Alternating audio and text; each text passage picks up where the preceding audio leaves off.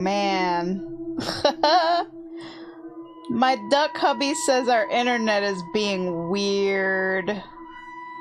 Of course it has to do that tonight of all nights when I'm streaming paranormal stuff. Oh, yeah, it seems like my internet is being a little sketchy, so it kind of just cut out, and it might do it again, I don't know. So if we're gonna have like a lot of internet problems, then I'll probably just like postpone this stream and just do it over again, like maybe like tomorrow or something. But we'll see. If it's gonna be like, yeah, it's haunted. If it's gonna be a lot of disconnections, then I'll have to do that because my cable company, they have been doing like a lot of work because Verizon Fios is coming into town, and now Time Warner, or Spectrum, I mean, they're panicking. They're like, oh no, we have competition. We're not gonna be the only monopoly in town anymore. So they were like, you know, upgrading all the cables and stuff. And ever since, our internet is like on and off, you know? It's so annoying, so I just reconnected my Wi-Fi. So, I don't know how much of my story got cut out, so I'm gonna back it up a little bit, and we'll start over again. I just had a sip of some nice iced coffee. So I was talking about the history of mysticism and the spiritual explosion that really began in 1848. So I was talking about the two sisters, the Fox sisters in New York, who claimed that they could communicate with spirits through knocking sounds. And basically this is when seances became all the rage. So this is like the late Victorian period here.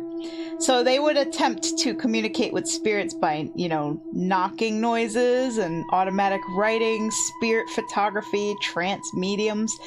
And some of them, the people involved in these seances, really genuinely believed that they were speaking with the spirits of their deceased loved ones.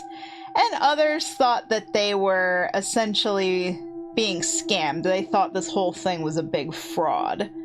So spiritualism became one of the largest religious and cultural movements of the 19th century. For the first time, ordinary people weren't just believing in ghosts, they were actually starting to investigate them. So all of this leads into paranormal investigation. Now here's what happened when science got involved. So by the late 19th century, respected scholars wanted to examine paranormal claims scientifically. In 1882, researchers founded the Society for Psychical Research. I think that's how it's pronounced. Psychical? So it's like, you know, about psychics. I was doing my research for this, to write my little script, and like, you know, I was like, I never even heard of this. The Society for Psychical Research, that sounds so cool. Its members included philosophers, scientists, physicians, and psychologists. Rather than trying to prove ghosts existed, they investigated reports of apparitions, haunted houses, seances, telepathy, and near-death experiences. Many famous cases were exposed as fraud. Because, of course, you know, people have been doing hoaxes for a long, long time because, you know, it makes money. And, you know, the fence is still out on a lot of stuff like Bigfoot, you know? People are always to this day fighting over whether that one video was real or a hoax, and there's been people who debunked it, and then there's people who go back and say, but wait, it has to be real. So we just, you know, who knows? The same thing is true for everything about ghosts and paranormal stuff. Everybody's always like, is it true? Is it not true? Can it be debunked? some things are a little hard to explain, like curtain rods that disappear from reality. Granted, I haven't had any, paranormal experts come over and investigate it. I can only speak from my experience. So there were things, however, that were not considered fraud. They were just considered unexplained. So the society established many of the investigative methods still discussed today. They interview witnesses, they compare independent testimony, examine physical evidence, rule out ordinary explanations, document everything carefully. So modern paranormal investigation owes a lot to these early researchers. So if you ever watch like ghost hunting shows, you notice that they do their best to try and debunk anything that can be easily explained, and they do interview people about their personal stories and experiences, and they go into these haunted places with all their different tools and try to see what they can find. Now, this is where technology comes in, and that has really been the biggest game changer for ghost hunting. So the 20th century... I can't read. The 20th century introduced entirely new tools. We had tape recorders, which led investigators to search for EVPs, which stands for electronic voice phenomena. Thermal cameras could reveal temperature shifts. Infrared cameras allowed filming in darkness. And then there's the EMF meters, which is electromagnetic field detectors, so they can detect electrical kind of pulses or whatever. Like, these things used to be used for like electricians, or people building houses. Like, if you're gonna nail something into the walls and the studs, you want to make sure you're not accidentally driving a nail through your electrical wires. So you use the EMF to detect where those electrical things are in the wall. But turns out they're great for ghost hunting because they say that ghosts emit electromagnetic energy. So I believe it, I'll tell you. Hello, Ryan! Spooky wookie, I imagine you playing Phasmophobia. I actually do have that game. That's definitely a possibility. So let's see.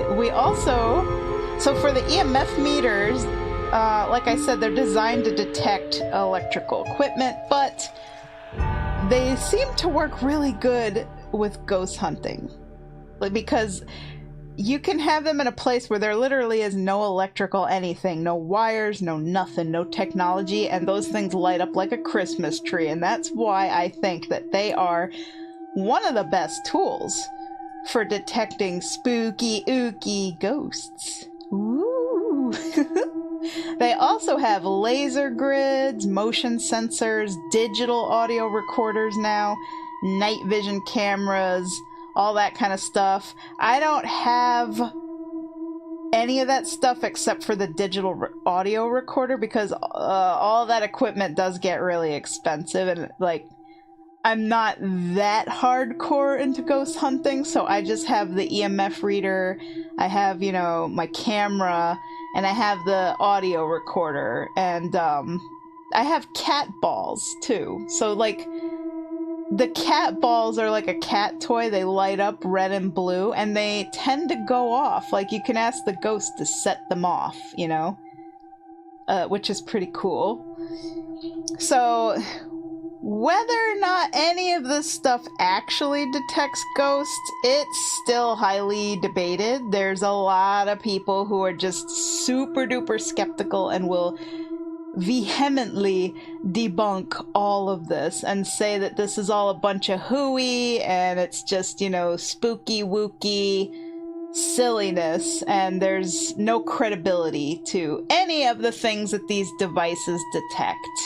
They'll just say it's a malfunction, but I'm gonna tell you some stories today that are gonna make you question that for sure. I am gonna tell you guys all of my paranormal ghost stories today with photographic and audio evidence, and then I will let you decide for yourself what you think. You're a long way from joining the ghost hunters? Yeah, for sure. But yeah, so all these tools, they transformed paranormal investigation and made it what it is today, and I love these tools. And my friend even got like a ghost box where it like uses radio frequencies so that the ghosts can pick out words, you know, and say stuff. Some of this stuff, you know, I myself am kind of skeptical. I'm like, I don't know if that really works, you know, but hey, it's still fun. It's fun to use. Now, there have been some famous investigators that popularized ghost hunting. So one of them is named Harry Price. He became famous in Britain for investigating allegedly haunted locations while exposing fraudulent mediums. And then you had Hans Holzer, who wrote more than 100 books and often worked with psychic mediums, arguing that spirits could communicate through sensitive individuals. And I actually read a book when I was younger, when I was a teenager. And let's see. Let me see if I can remember what it was called. It was called The Grave's End, I think. Let me see. It was a book. Yes. Okay, so this was a book. It was called Grave's End. And it was by Elaine Mercado.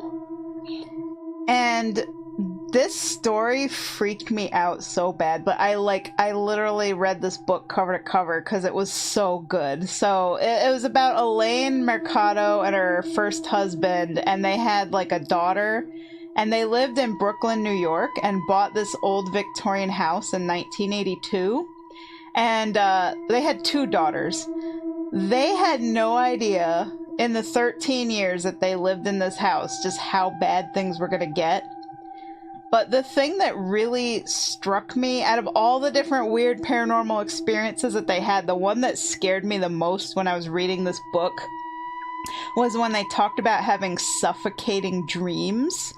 And like, you don't really understand any of this until you get to the end of the book. So if you guys don't mind spoilers, I will tell you like what these suffocating dreams were, but it was just so spooky and crazy.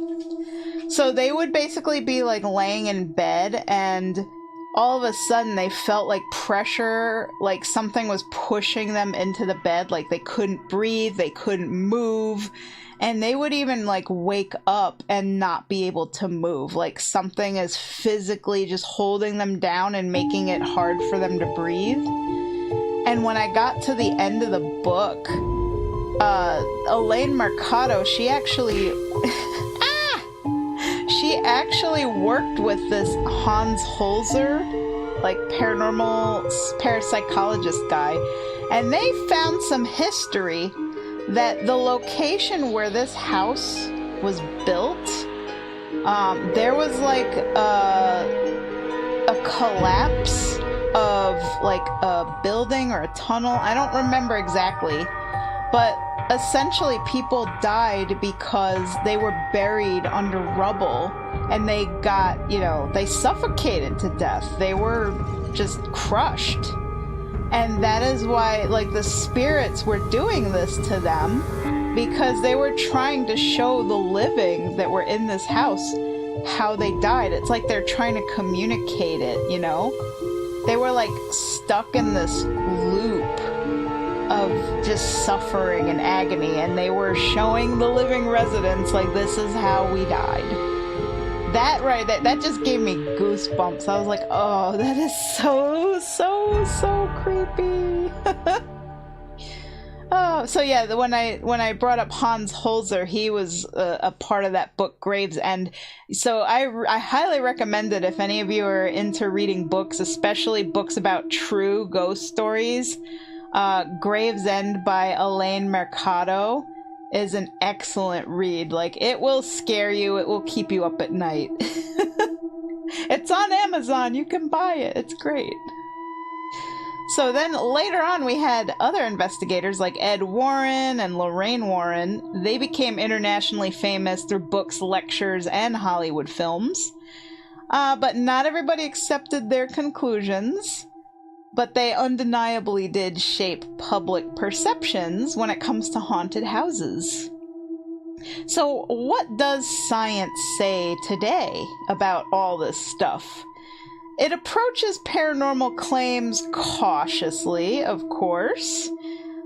Psychologists have shown that many haunting experiences can be explained by sleep paralysis, expectation, suggestion, memory errors, stress, and environmental factors. I could give you guys an example. I was watching, ghost hunters like Zach Bagans or Baggins. I'm not sure if I'm pronouncing his name right. He has like a museum of haunted objects. And he was hyping up this doll, like this really haunted doll called Peggy the doll. And he is like, it is known that when people gaze upon her, like if they look directly in her eyes, that they could have heart attacks and stuff or just get really ill. So, like, he did all of this, like, explanation into Peggy the doll, and then finally he's like, we're gonna reveal her, we're gonna show her on TV, so just be careful, because even if people see photos of her online, they can still have, bad physical reactions to seeing Peggy the doll. So I, like, literally was just, like, kind of scared, and when they showed her on the screen, I actually got, like, nauseous and lightheaded. And I was like, holy crap.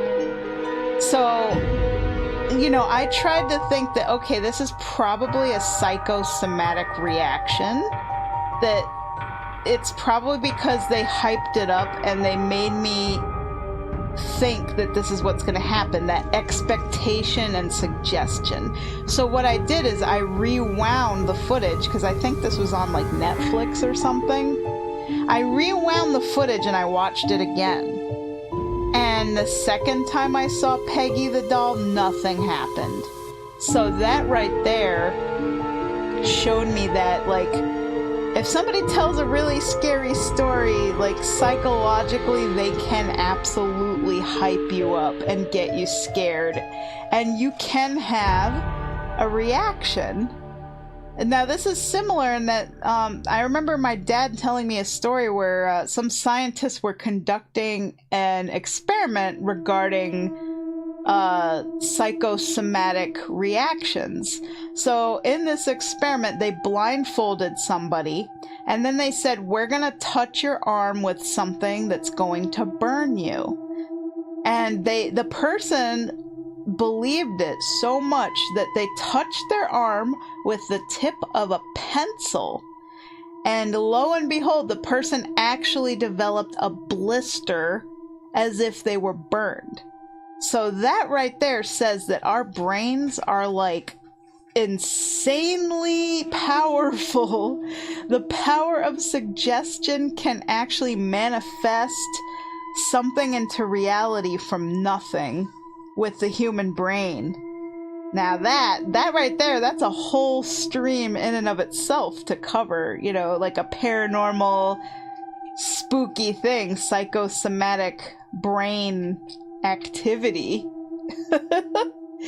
But you can see, like, my whole Peggy the doll thing, like, actually getting nauseous and lightheaded just from looking at footage on a Netflix show of a doll.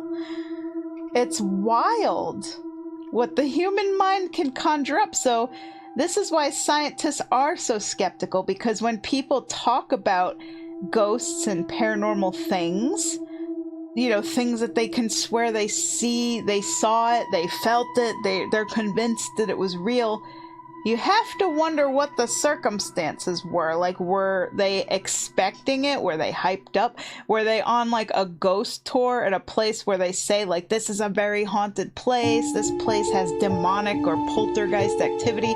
When you go into a place having these expectations right off the bat, and you're looking to have a paranormal experience, then, chances are you might have a paranormal experience, but you can't chalk it up to being real necessarily, you know?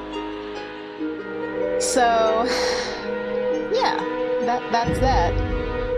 Now, some buildings contain infrasound, which is a very low frequency of sound waves that can also produce feelings of unease. So they've found that like certain sounds can like create paranormal phenomena, like, you know, some factories and server buildings and all, they could generate these weird low frequency sounds and vibrations that triggers people too. So there's all things you gotta think about, you know? And then another one is carbon monoxide leaks have historically caused hallucinations in some reported hauntings. And also certain lighting conditions, mold exposure, or electromagnetic interference can also affect people's perception. But science does acknowledge that not every reported experience has an immediate explanation. An unexplained event doesn't automatically prove a supernatural cause. It simply means more evidence is needed. So that distinction is one of the foundations of critical investigation, which is what I like to do when I do paranormal investigation. So basically, the history of paranormal investigation is the history of humanity asking a very big question. What happens after we die? For thousands of years, people have searched for answers through religion, mysticism, folklore, seances, psychology, and science. Some investigators begin with belief, others begin with skepticism, and most, like myself, fall somewhere in between. Whether ghosts are real remains one of humanity's oldest unsolved mysteries. But perhaps the most fascinating part isn't the ghosts themselves. It's the fact that across thousands of years and countless cultures, people have never stopped looking for them. And maybe that curiosity, the desire to explore the unknown, is the most enduring mystery of all. So, with all of that said, I am going to show you guys my paranormal evidence. And I want you to be open-minded, of course. And we'll see what you think. So let me get my screen changed. Woo! And I'm gonna move my cute little ghosty self over. Wow! Woo! I love that I made myself all see-through today. So I have here a folder of the best paranormal stuff I have ever captured in my investigations. So, first I'm gonna tell you guys a story. I'm gonna put up a spooky picture here. Spooky picture. And I'm gonna tell you guys a story of, this is one that my parents told me. So this is my very first paranormal story, going back to my childhood. So both my mom and my dad, they had this friend in Staten Island, and his name was Joe Iannelli, and he bought a very old Victorian house, because if you know anything about the East Coast, you know, the New England states, and New York in particular, we have a lot of really old Victorian houses. So Joe Iannelli, he was a graphic designer, and he bought a house. It was very old, and I believe the foundation of the house was from the 1700s, so the house was from like the 1800s, and the foundation was older than that, so it was like a super old house. My parents went over there, you know, to visit, and they have all had weird paranormal experiences. Now, the stuff I'm about to tell you, again, this is just kind of secondhand knowledge here. This is what my parents have told me from what they experienced. I myself, I don't think I was even born yet when this happened. So, like, I can't, you know, I can't say if this is true or not. You know, I believe my parents. Let's just put it that way. Like, I know my parents wouldn't make up stuff. I believe them that they really experienced and saw and heard the things that they did.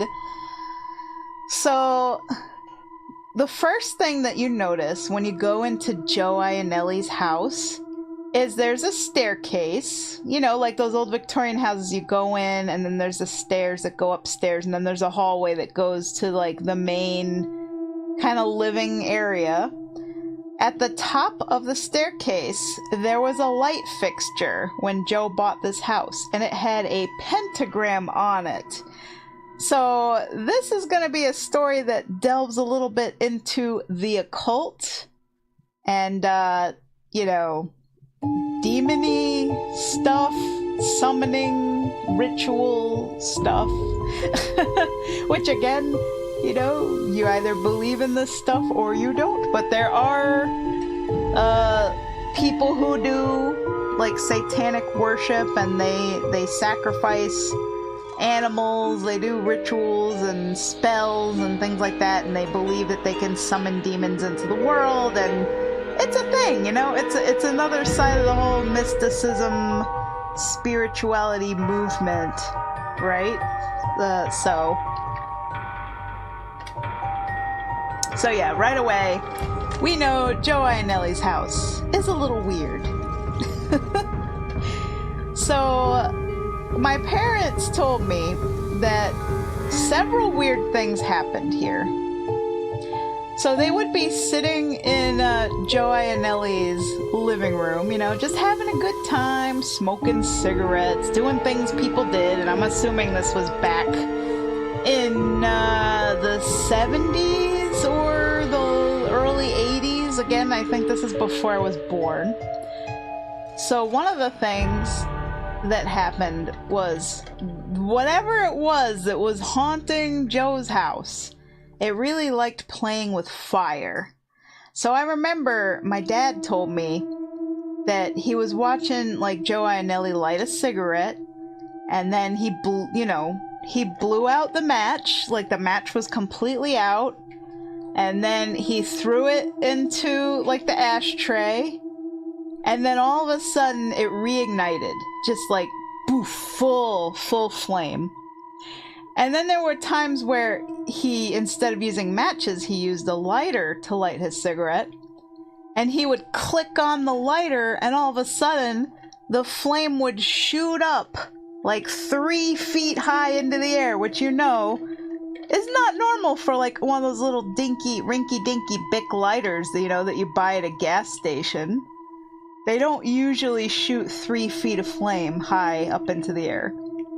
The same thing would happen to his stove, his gas stove. The flames would just whoosh, they'd shoot way up like feet high above the stove. It's pretty scary.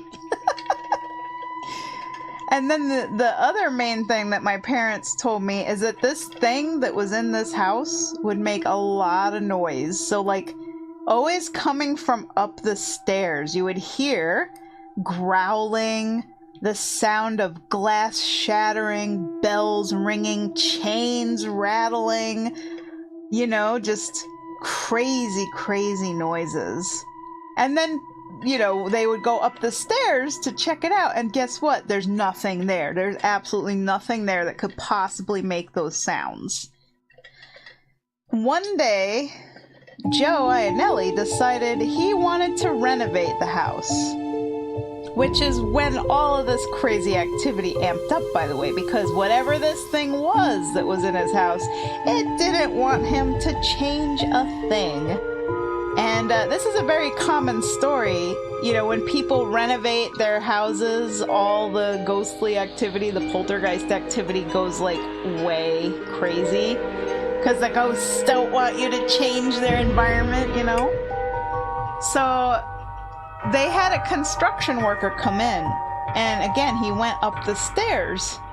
And there was some like 2x4 pieces of wood. And apparently one of the pieces of wood just kind of like, it either fell off the wall or it kind of like catapulted. Either way, it hit the construction worker guy in the head.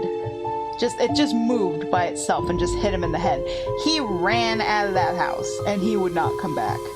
He was like, he just noped right out of there.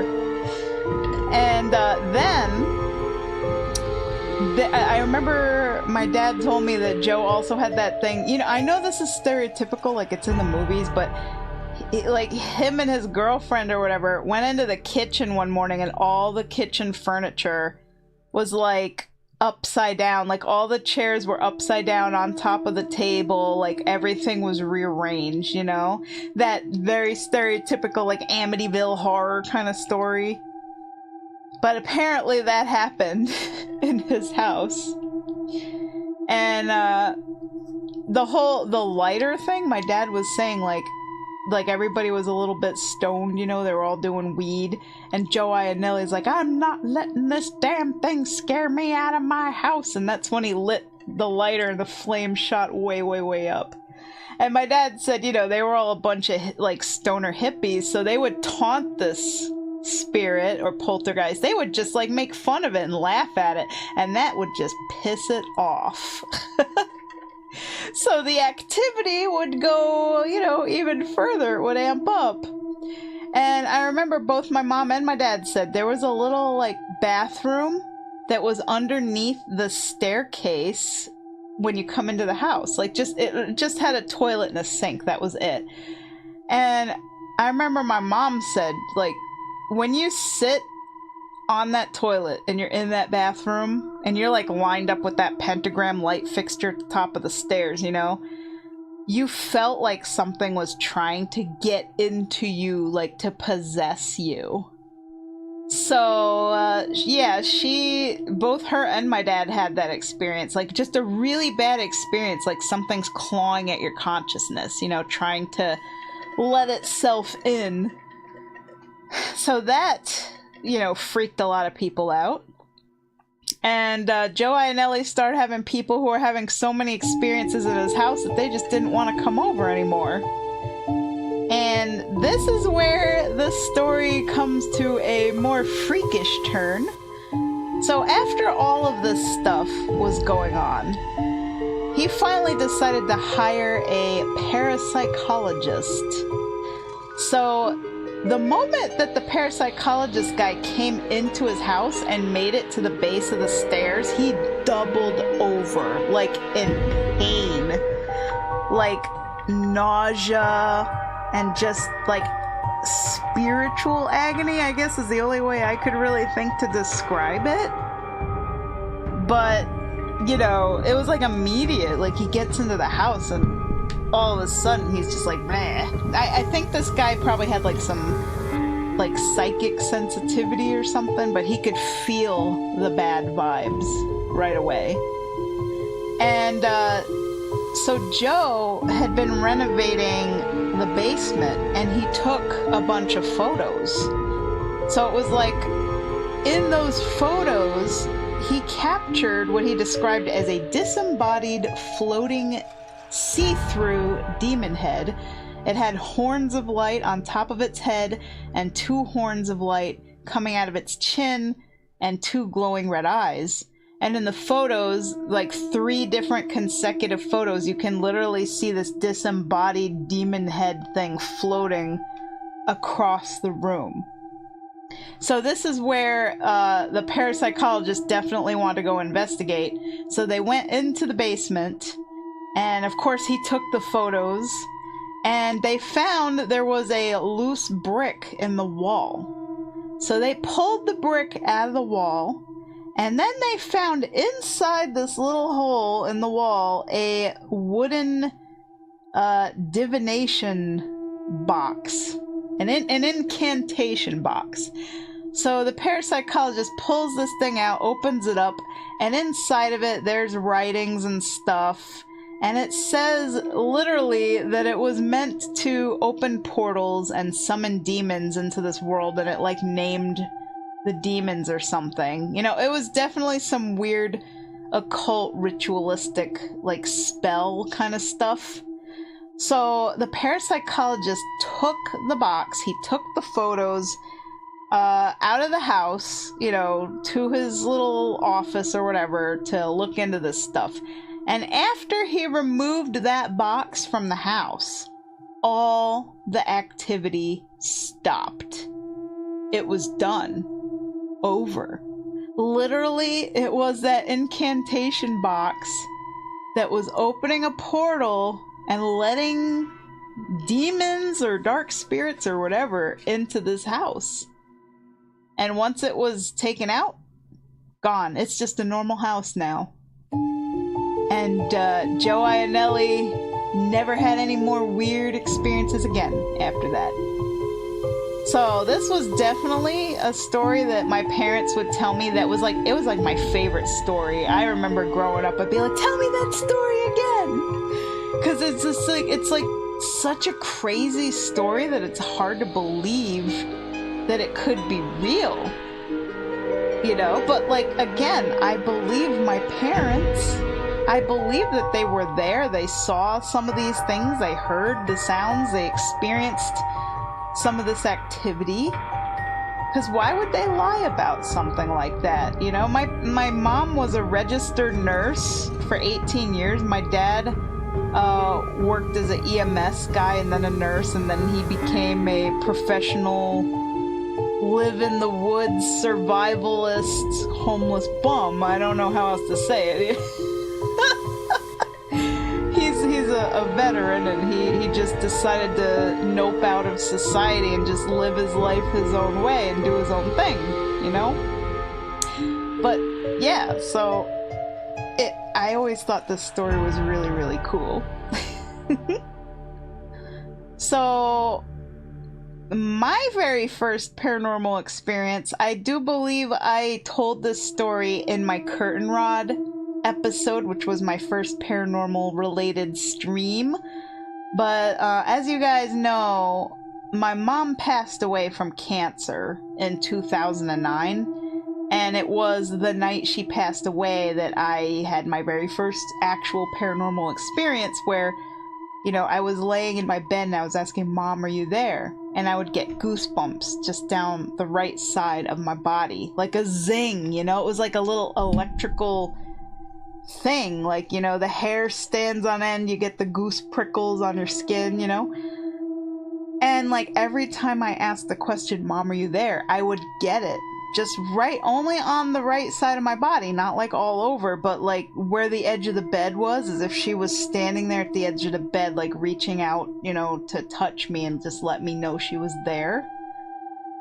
And after that, I said, you know, I don't want you to get stuck, because I believed in all this ghosty stuff even back then. It's like, I don't want you to get stuck here. You can go, you can cross over, I'll be okay. And after I said that, she left. Because after that, I said, Mom, are you there? And I got nothing. No more goosebumps, no more zing down my side. Gone, like nothing at all. Like she literally crossed over when I told her to, because I didn't want her to get stuck. I didn't want her to feel like regrets or worry about me. You know, I assured her, like, I'm an adult, you know, I'm 23, I can take care of myself, I promise I'll be okay, like, please don't linger, you can cross over. And she did. Also, hello, Taliesin. I'm just telling true real-life ghost stories that me and my family has experienced before I go and show photos from paranormal investigations that I've done.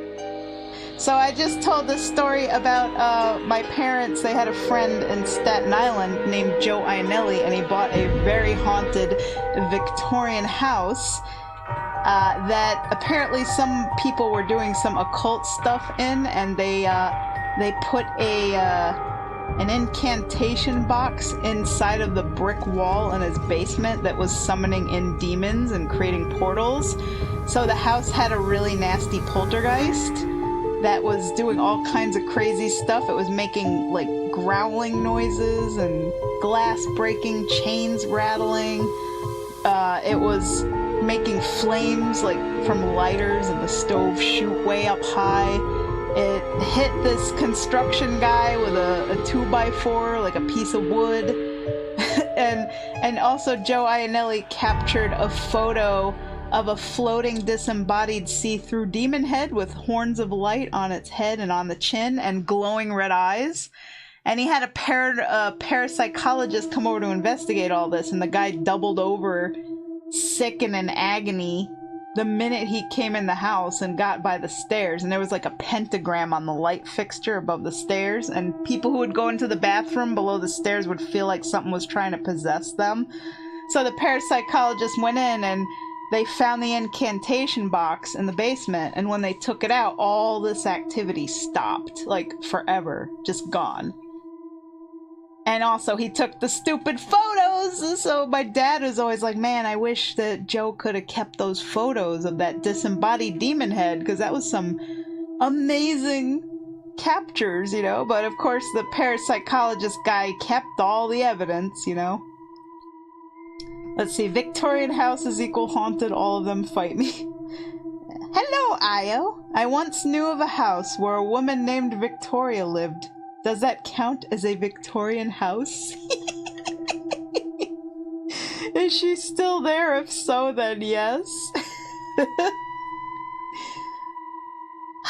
So yeah, then, and after I told the story of Joe Ionelli's house, then I told the story about the night my mom died of cancer and how, you know, I was alone in my room and I was just basically asking like, Mom, are you there? And I was getting goosebumps down my side over and over again until I finally decided to like say, you know, I'll be okay. You can cross over. Please don't get stuck here. And then I asked, Mom, are you there? And I got nothing. It was like all the zing, the goosebumps, the electrical feeling was gone. So that was like the very first experience that I ever had. So the second one, let me get the pictures here. So I got some photos here, and you're gonna be like, okay, nice, I guess, I don't know. Let's see, let me see here.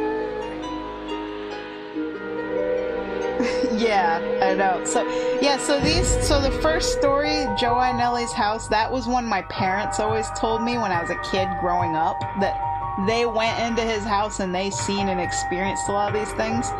And then the one with my mom, you know, that was my own experience, because obviously that was very tragic. You know, she died of, she had lung cancer that metastasized to her brain, and she fought it for 2 years, and I took care of her, and then finally she succumbed to the cancer, and yeah, she passed away. It sucked. It was the worst time of my life, and I still grieve her to this day. And this was back in 2009, and I was 23 years old. But yeah, I believe she was there at my bedside. Like, I could feel her there. And then after I told her to cross over, she wasn't there anymore. So, yeah. I know it's a little bit of a downer, but hey, we're talking about ghosts, so it fits the theme today.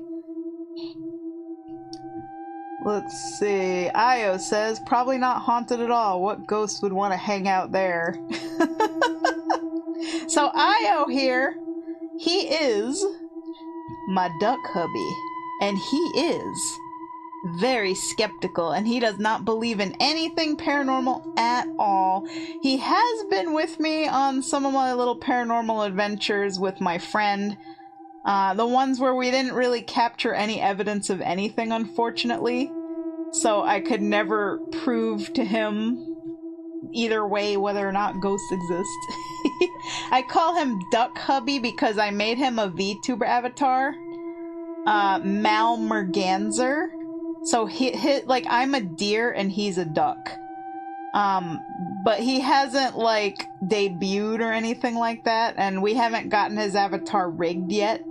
But I call him Mal, my duck hubby. Eventually, I will be making him a chibi avatar like mine. And he has a full-size, normal-size avatar, but, you know, we gotta save up money to get it rigged, and it's gonna be like $600, so it's gonna be a little while before Mal can join me. But he is, here as a normal dude. I'm a terrible doctor. Hello, Mixmaster! I've had experience of ghosts in my old home and at a trade school that I went to for 2.5 years. Ooh, see, I'm definitely gonna get you guys to tell me some of your ghost stories too. So, okay, so Joe Ionelli's house, very haunted, and then my mom passing away, definitely had an experience there. So after that, I made this friend when I was working at Home Depot for like 4 years. I met a lady, she's like 11 years older than me, who was really into, you know, paranormal stuff, and she also got me into the Native American stuff. We went to a Native American ceremony that was 4 days long, and it was in Fonda, New York at the Mohawk Bed and Breakfast. Kanatchiegolehi? I can't say. It's a really long Mohawk word. I'm butchering it. I'll just call it the Mohawk Bed and Breakfast. But basically this place is in the mountains. It's beautiful and it has a lot of history. There's a lot of buildings there. And it was Mohawk sacred grounds, and then, you know, obviously way later in history it became a nursing home, so there were a lot of people who died here. You know, they went there to basically die. It was like a peaceful place, so it was like an old age home.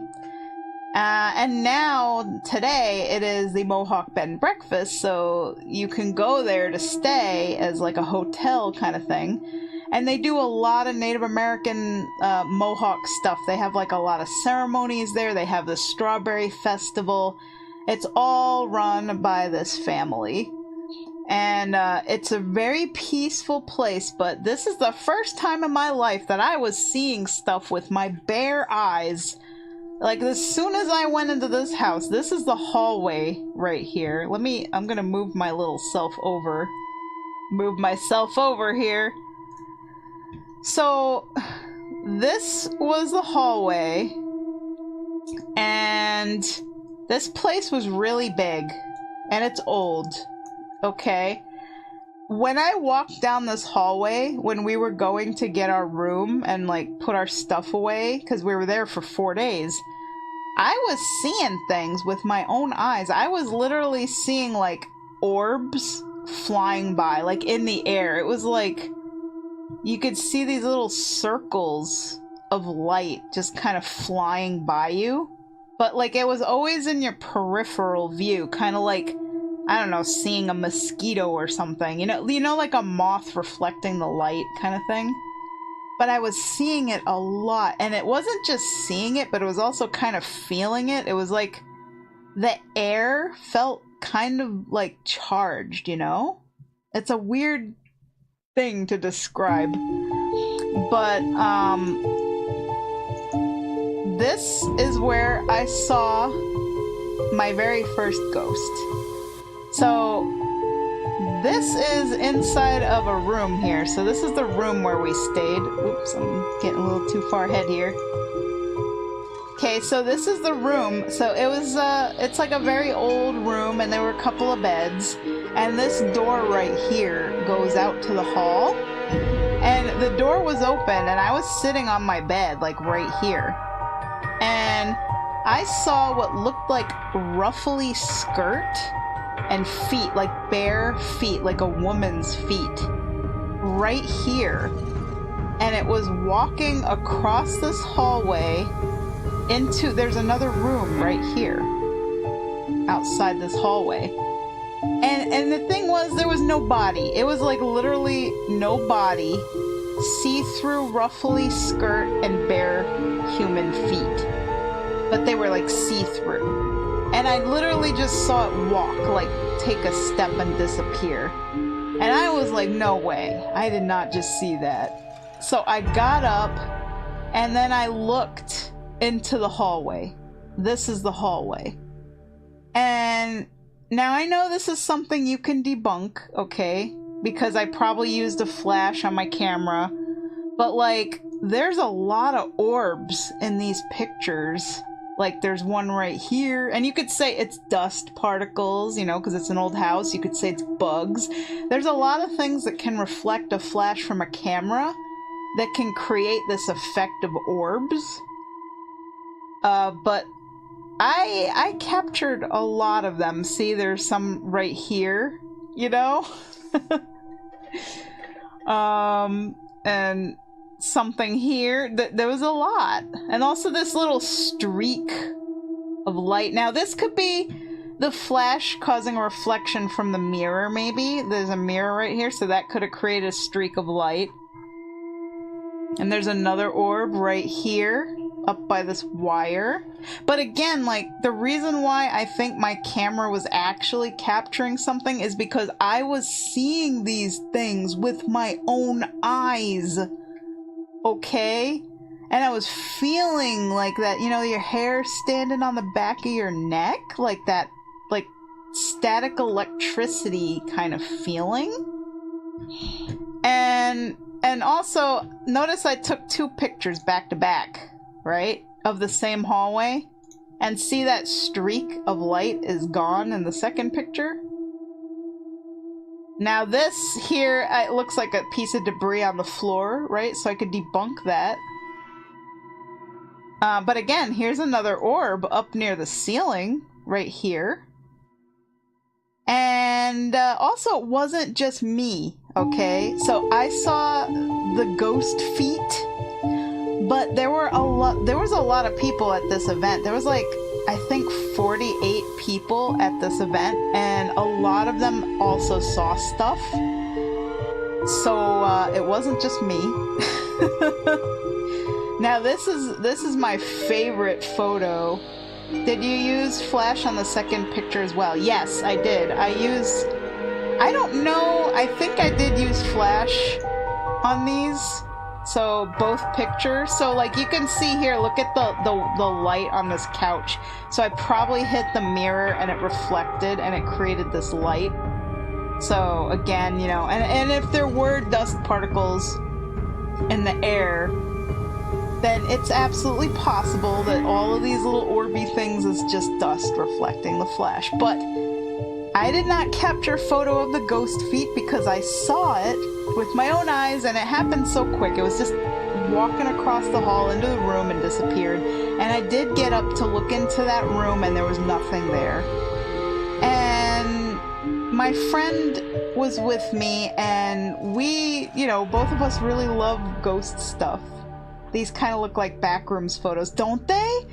I really want to take you to the Mohawk Bed and Breakfast. Oh my gosh. I really, like, I gotta ask Tom Porter if we could, like, pay some money and spend the night, because you're good. Like, if you don't believe in ghosts, you'll believe in ghosts after you spend a night there.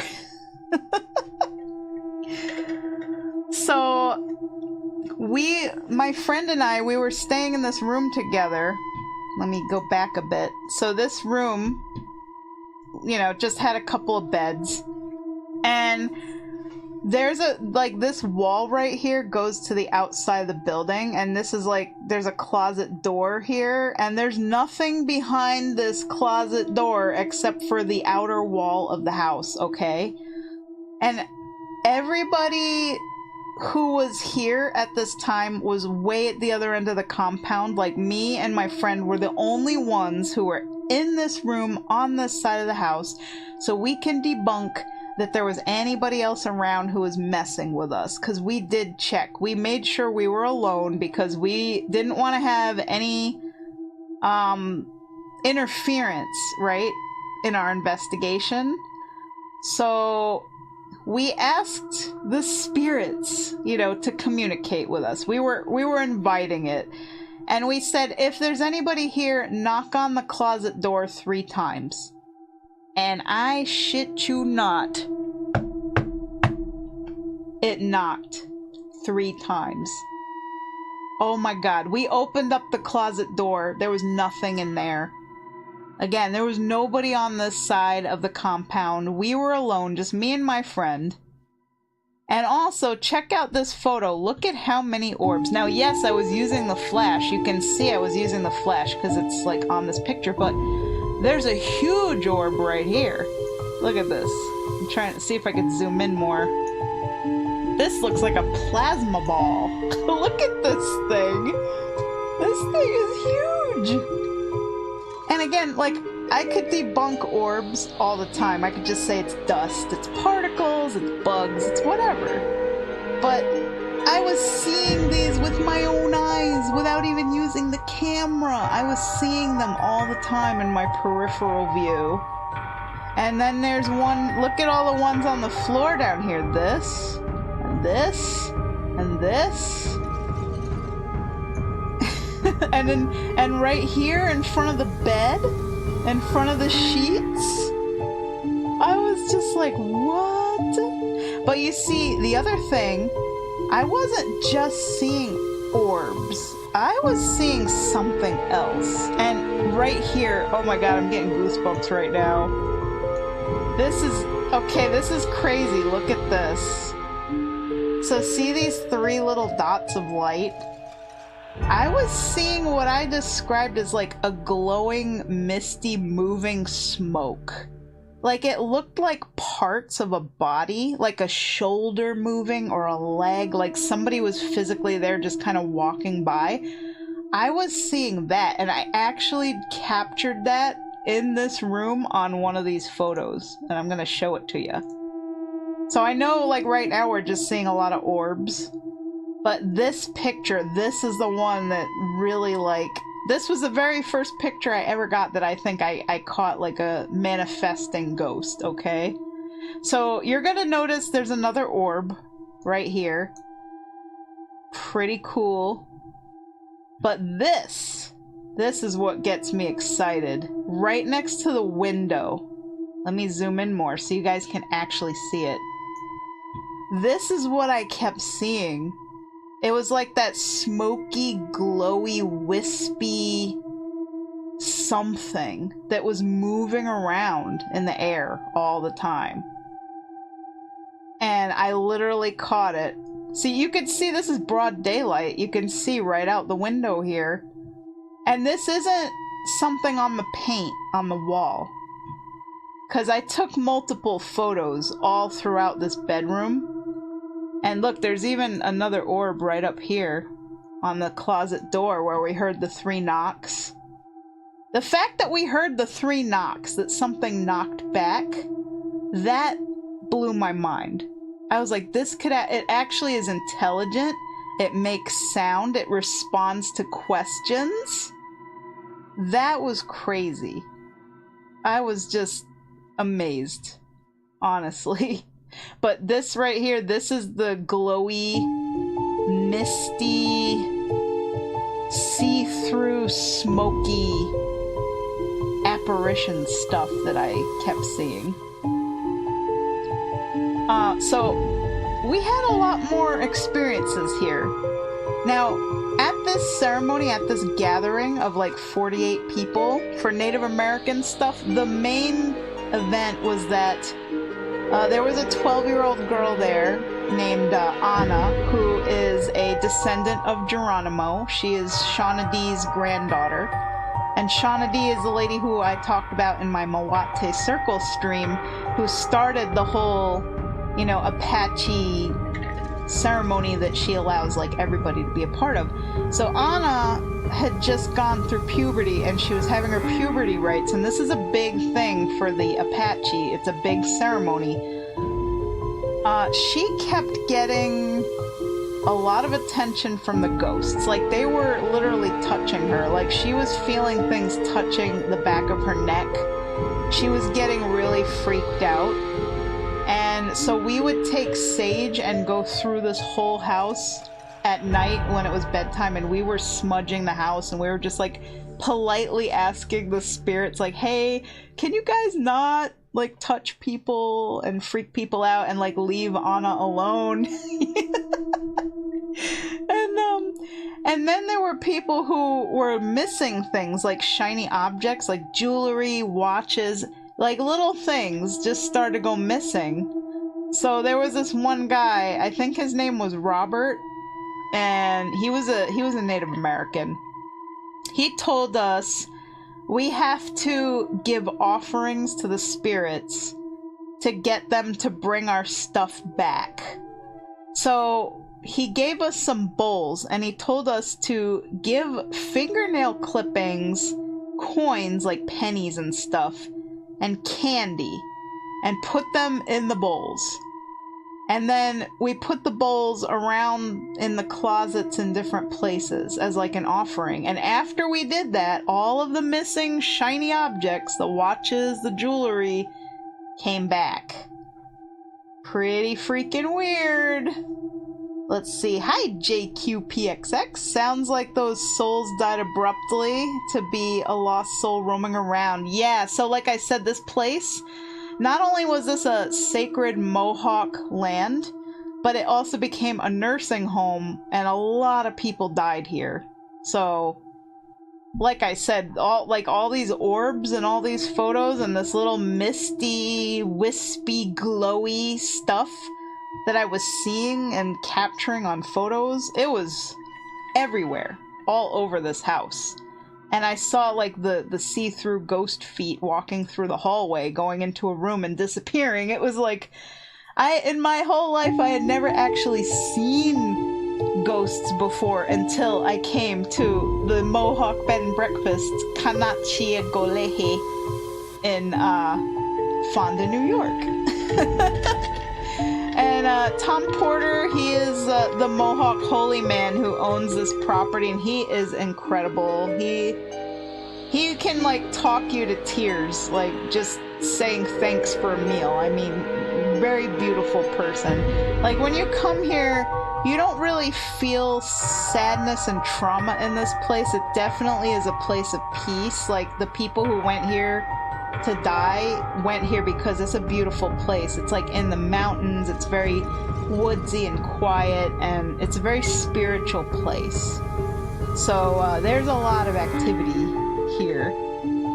But oh, here's another view of the bedroom. This is actually the bed that I slept on right here, and you can see there's an orb hovering right over my pillow. Every single photo that I took in this place, I swear every single photo had orbs. Like, so either this place is really, really dusty and my flash is just, you know, catching it, or maybe, just maybe, there's some ghosts in here. And like I said, when we did the whole knock on the, you know, if you're here, knock 3 times, and then we heard the knocking on the closet 3 times. This closet right here, 3 knocks. And again, you can see the outside, that this wall doesn't go anywhere. There's nobody in here. There's no other bedrooms. It goes right to the outside. So how do you explain those knocks? It was just me and my friend. Nobody else was there with us. And it actually knocked 3 times when we asked it to. I always wondered if putting a power source for it to drain, would it actually manifest more into our reality? Oh, I'm gonna get to that. I'm gonna get to that. I actually have a story and photographs for that too. This is gonna be the stream where I cover all my paranormal captures. I'm just going in chronological order. So if you stick around, I will tell you about that. So another thing that happened was we did a huge circle ceremony here, and there was like a 50-pound bag of cornmeal that was on a chair, and it was pretty firmly on the chair. And I mean, this is heavy, okay? But during the ceremony, the cornmeal bag just kind of flew off the chair by itself in front of 48 people. We all saw it. Okay? It just went. That was crazy. Yeah, 50-pound bag of cornmeal just decided to yeet itself off of a chair in front of 48 people by itself. And again, you can chalk it up to, well, maybe it wasn't really balanced on the chair very well, you know, maybe it just, I don't know, just slid off on its own. I don't know. But then the other weird thing is Shauna D, our elder, the one who is conducting this whole ceremony, the direct descendant of Geronimo herself, she said she saw the spirit, a full body apparition of a little girl dressed in white standing in the hallway. She said she saw this. And then my friend and another woman said they saw a ghost cat in one of the hallways. Let me go back to that hallway picture. So down this hallway, there was this one hallway that had like a clawfoot bathtub on its side, just kind of sitting there on the floor. Both my friend and this other woman said they saw this like long-haired, furry black cat in the hallway, but it disappeared, like it was a ghost cat, because there was no cat here. There were no animals on this property. Did you summon the corn demon? Maybe we did. I don't know. But yeah, if you guys are ever up in Fonda, New York, and you want to go to the Mohawk Bed and Breakfast, this is the place. If you ever want to really experience ghosts, I'm telling you, go here.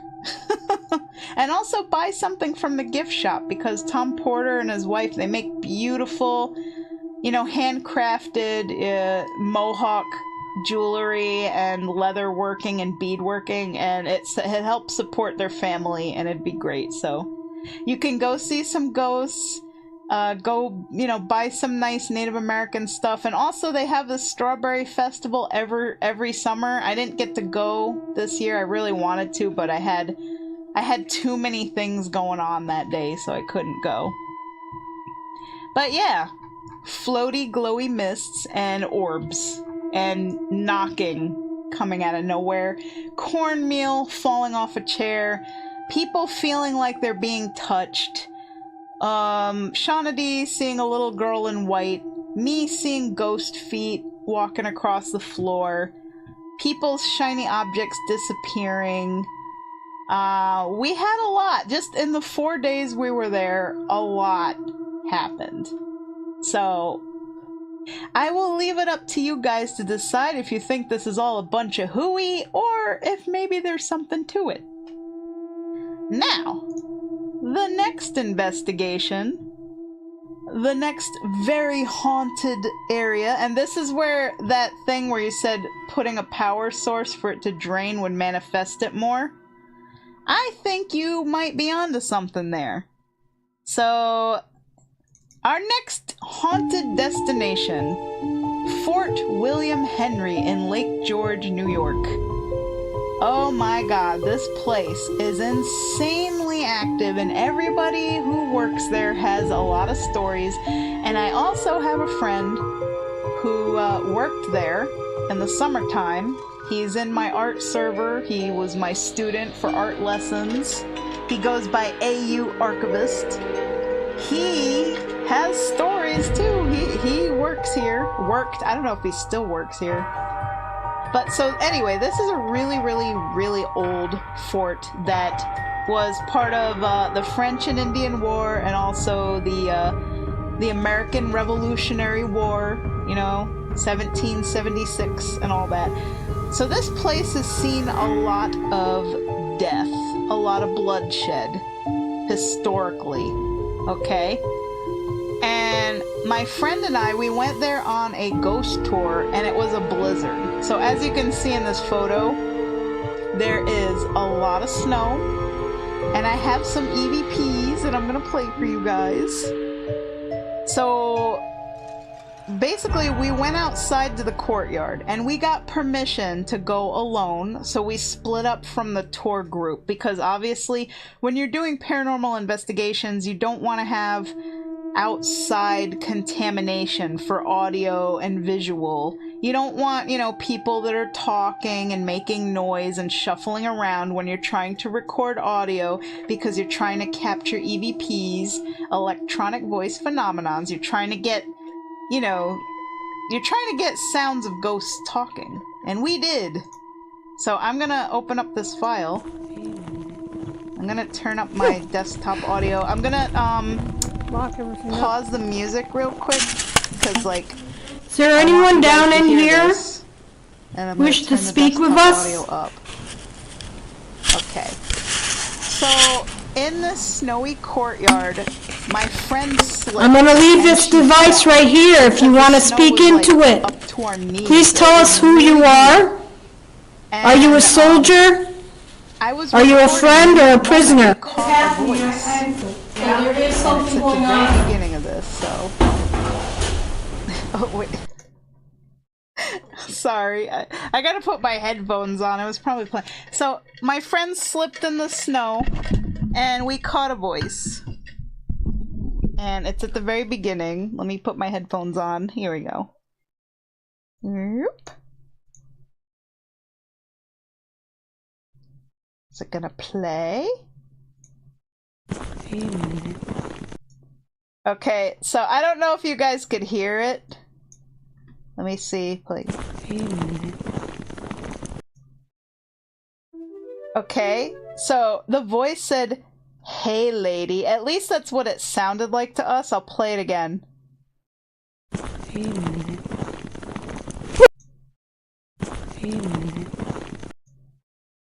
Did you hear the "hey lady"?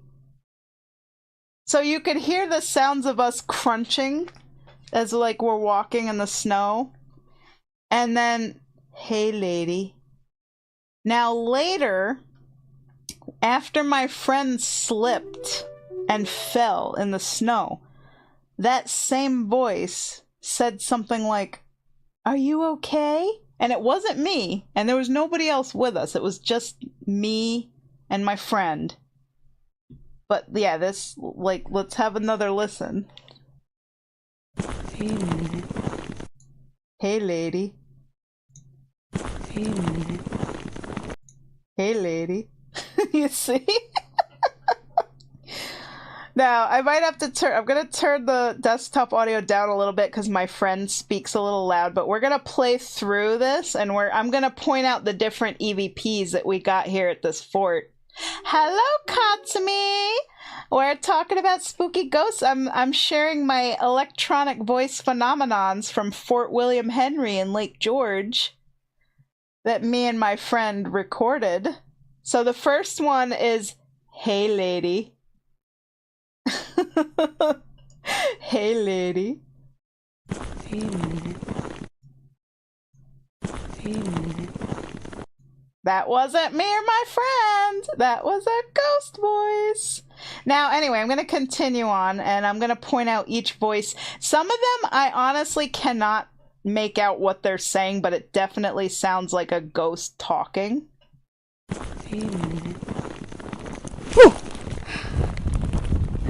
Lock everything up. Is there anyone down in here wish to speak with us?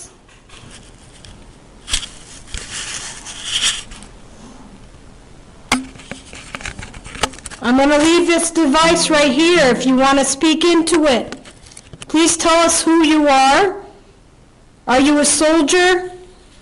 Are you a friend or a prisoner? It's happening. There is something going on. Oh, I heard it right there.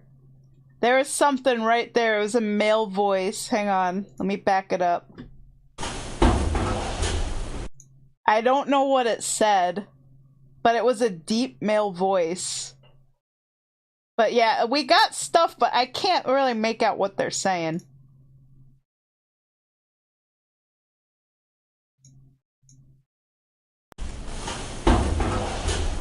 But do you guys hear that? The da-see, like, you hear that male voice? Maybe, like, I'll turn this up more.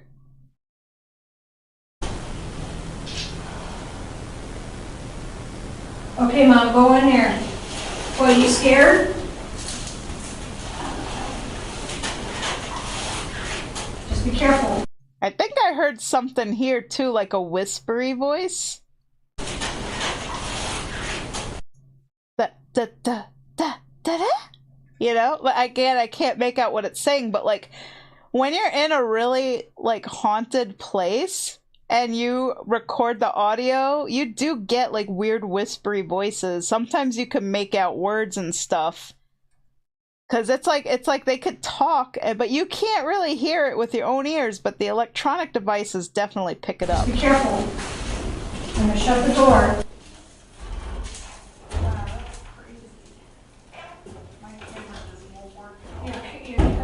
And notice, that's her mom saying, my camera just won't work. So yeah, and you could hear little whispery voices. So and that's another thing that happened. Our cameras died. They drained the batteries.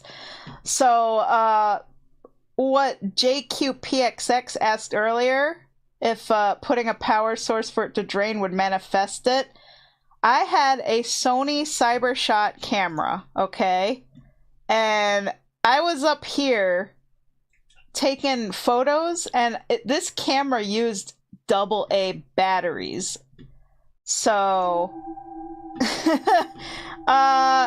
it drained the AA batteries, and I had a whole pack of Duracells with me, baby. I was like, I'm going in and I'm going to take lots of photos and videos and capture paranormal stuff. No, the ghost said, It drained my batteries. My camera would not work. I mean, I did capture a lot of stuff before this happened, but this was when we went into the dungeon area of the fort where they would keep, you know, prisoners and captives and stuff. It just stopped. And so I took the AA batteries out of my camera. I opened up a fresh, brand new pack of Duracells, never before used.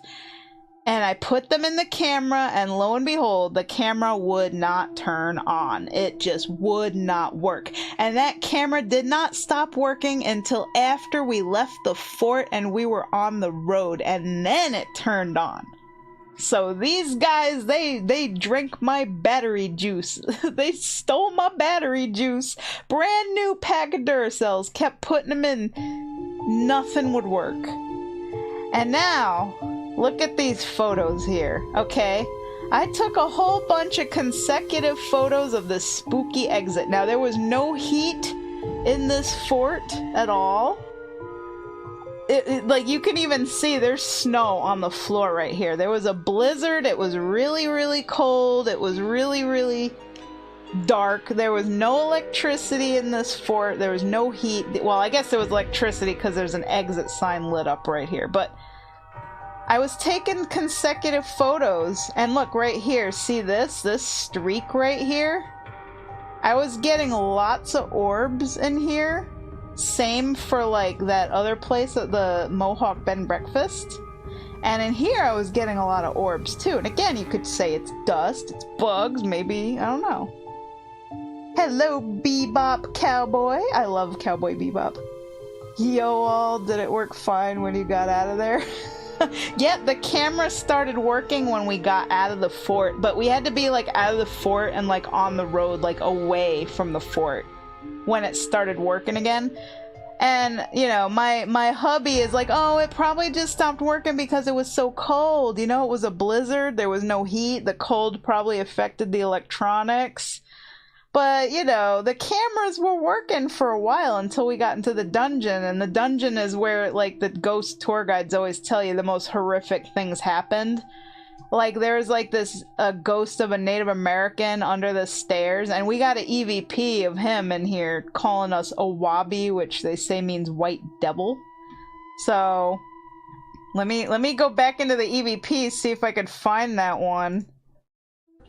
Gotta listen for it. And that's your face.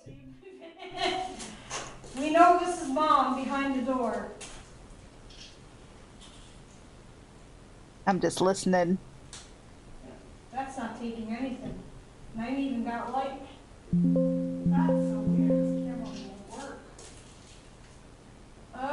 boy, I better put a flash to it. And those batteries shouldn't have died like that. See, I was talking about the batteries dying, because like I said, it was a Sony Cybershot that took AA batteries, and I had a whole pack of brand new Duracells, and every single pair of Duracells I popped into it wouldn't work. Like, the camera just would not work. It would not turn on again until after we left the fort. It was the weirdest thing ever. I'm gonna take a flash.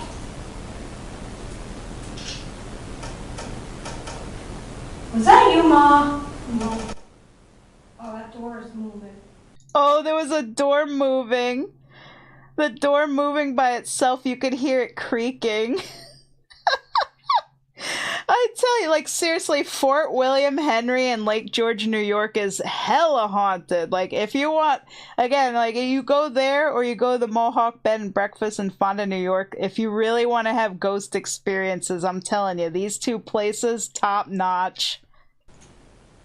You must have touched it. There's a chain that's supposed to swing over here. I got my cell phone camera. Wait a minute. Yeah, that "hey lady," that was a ghost voice. And after my friend tripped and fell, it said, "Are you okay?" It was the same voice, that same weird voice. "Are you okay? Hey lady." Oh god. So, okay, so I'm going to show you some of the photos that I took that night. So again, this one right here, this streak, I think this is, I think that's a ghost. I'm just saying. And here again, there's another one flying by right here. Whoosh. These are some moving orbs. These aren't some stationary orbs. These are moving. And also there's just a lot of orbs in this place. And they also had, like, you know, whack stuff like barracks here. The building that you were standing in was the original West Barracks. It was built and used from 1755 to 1757. So, yeah, soldiers stayed here, as you can see. And look at this. See this little streak right here? Ooh. Yeah, the "hey lady" is funny. Yeah, it was like me and my friend, we were just out there in the courtyard walking in the snow, and we just captured this weird voice, and we were by ourselves. Nobody else was with us. So that "hey lady," it was a very friendly ghost, at least, you know? But yeah, I was getting a lot of these. Now again, you can say maybe it's just dust. I'm sure it was dusty in here, right? You know? But, okay, so here's where things get freaky. So you see this hallway here with this red glowing exit sign?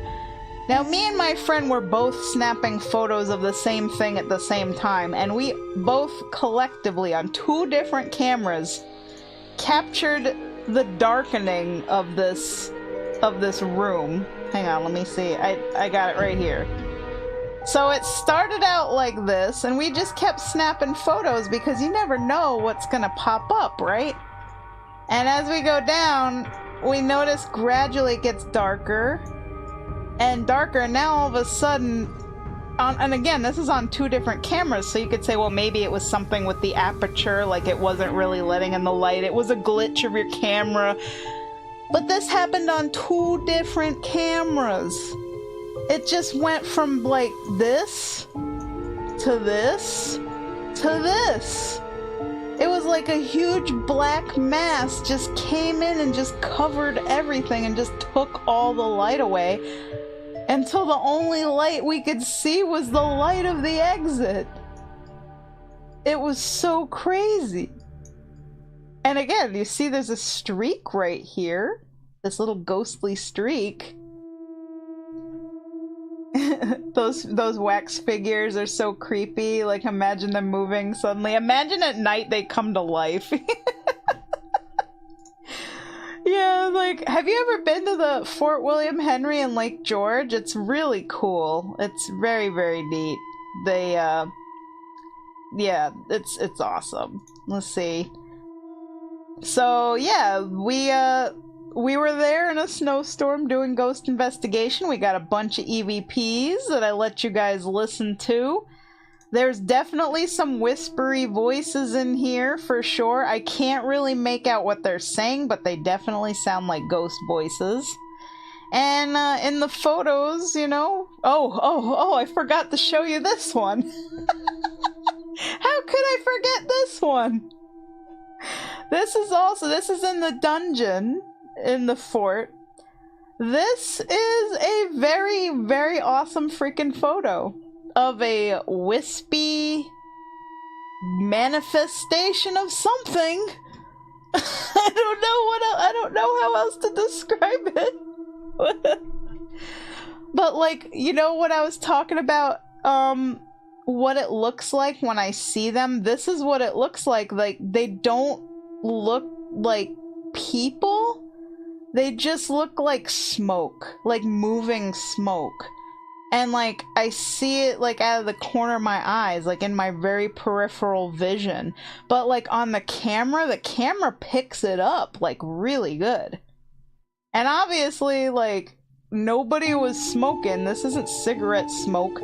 Now you could say, well, maybe this was like our breath because there was no heat, it was cold, it was a blizzard. Maybe like this was from our breathing. But this to me is a lot more like spooky manifestation right here. Like, I'm pretty dang convinced. Especially because this was captured inside the building, not outside. And it was in the dungeon area. Oh my god, hey Slayer, I'm showing ghost photos from my ghost investigations. Hello, everybody. I am showing photos from Fort William Henry in Lake George, New York, and this is the dungeon where people were tortured, where people died, where they were locked up, and this is hella haunted, and this is what I believe to be a photo of a manifesting ghost in that dungeon. Where that ghost at, I want to smooch him. And the dungeon is also where that Native American spirit dwells under the stairs that calls people a Wabi White Devil. You know, he's a very angry, unhappy ghost. Ghosts need love too. Are you the kind of guy that wants to, like, you know, get into a relationship with a ghost? There's people that are into that. Oh yeah, and look at this. There's a cannon out here. Oh my gosh, this is so cool. Ghost bustin'. bustin'. Oh my god. But yeah, so like this right here, the darkness that took over to where you could only see the glow of the exit sign. It was like a huge black thing. And 2 different cameras. This room just went really, really, really dark. That was really scary. And then my camera stopped working, and no matter how many batteries I put in it, it wouldn't start working again until after we left the fort. It's just crazy. So let's see. And then of course we have the streaks. So these streaks, I think, are ghosts. Yeah. Alright, now I saved my favorite for last, you guys. So, my friend and I, we went ghost hunting in probably one of the most haunted places in the United States of America. Gettysburg. We went to Devil's Den. Now, in the Battle of Gettysburg, during the American Civil War, a lot of people died. This was a place of an extremely brutal, bloody battle between the Union soldiers of the North and the Confederate soldiers of the South. And I hope you guys know your history, because I see YouTube videos of people interviewing people and they don't even know what the hell the Civil War was, when it was, or what it was about, or who was fighting who. The North was fighting the South because the South wanted to secede from the Union because they wanted to own slaves and do things their way, and the North was like, oh hell nah. Okay? We fought to end slavery, and a lot of men died. So there's your brief little history lesson in case any of you didn't pay attention in class. Well, yeah, it was about a lot of things, but that was like the main thing. But yeah, the North and the South had a lot of disagreements, and they fought each other in a horrifically bloody war. Yeah, the South was winning for a while, but then the tides turned. Woo! The turns tabled. Coffee good. So yeah, my friend and I, we drove all the way to Gettysburg from New York. It was a long drive. I did most of the driving. It was terrifying. I hate the New Jersey Turnpike and getting into Pennsylvania. It was scary as all hell. But I got us there alive. And this is the photo of Devil's Den. Nothing spooky in this photo, but wait until I show you what I captured on my phone! It's the most exciting paranormal capture I've ever gotten. Every other photo I've shown you guys up to this point don't even compare to the spooky things that I captured here at Devil's Den. Oh god, I'm so excited. Oh, let's see. That's what happens when you pit city slickers against rednecks. Yep. So I wanted to show you some of these photos to give you guys an idea of what Devil's Den looked like. It was just absolutely gorgeous there. I mean, there was a lot of like huge rocks, and it was really pretty, nice to walk around. Just giant, huge freaking rocks everywhere, and they built stairs in it, and there's a lot of plants. But as you can imagine, because so many people died here in horrible bloody battle, there is some stuff. So I bet you guys ain't gonna know what's in this photo, but this photo has something spooky. And now that I've showed you a couple of pictures of what those little wispy manifesting ghostly things look like, the smoky ghosts, how about we zoom in a little bit, shall we? We see there's a car over here, there's a parking lot, there's a person. Everything looks pretty normal so far, doesn't it? Right? What could that possibly be? What could this possibly be? That's a little weird, don't you think? Doesn't that just kind of look like all those little wispy, misty things that I showed you guys? That was me, I farted. Get out of my Gettysburg photo. But yeah, see, I was literally just, me and my friend were sitting on the rocks up here. We were just eating our lunch, having some sandwiches, and I was just taking kind of photos of the surrounding area. We weren't even paranormal investigating. I was just taking photos because it was beautiful. I was like, dang, this place is really pretty. I mean, I know sad stuff happened here, but like, I didn't expect to catch this. So that's the exciting thing. When we were all done with our investigations and we went to our hotel room at the night, we just kind of look at the photos we took on our phone and just try to see if we caught anything weird, because their cameras pick up stuff you can't see with your eyes. For real, looks like a portal or something, right? Like, this looks like something here was manifesting. And my friend even said it looks like a guy holding a gun. Like maybe a guy's coming out of a portal and he's holding a gun, like maybe this long part right here. I don't know. The main thing I see is the mistiness and this big squiggly doohickey squiggly bob. But it is crazy how it's just manifesting right here on top of this rock. And a lot of people died. Let's actually, I want to see how many people died at Devil's Den. Let's look it up. Let's see how many people died here. How many people died at Devil's Den? Let's see. Of course I misspelled it. I know this is the AI explanation.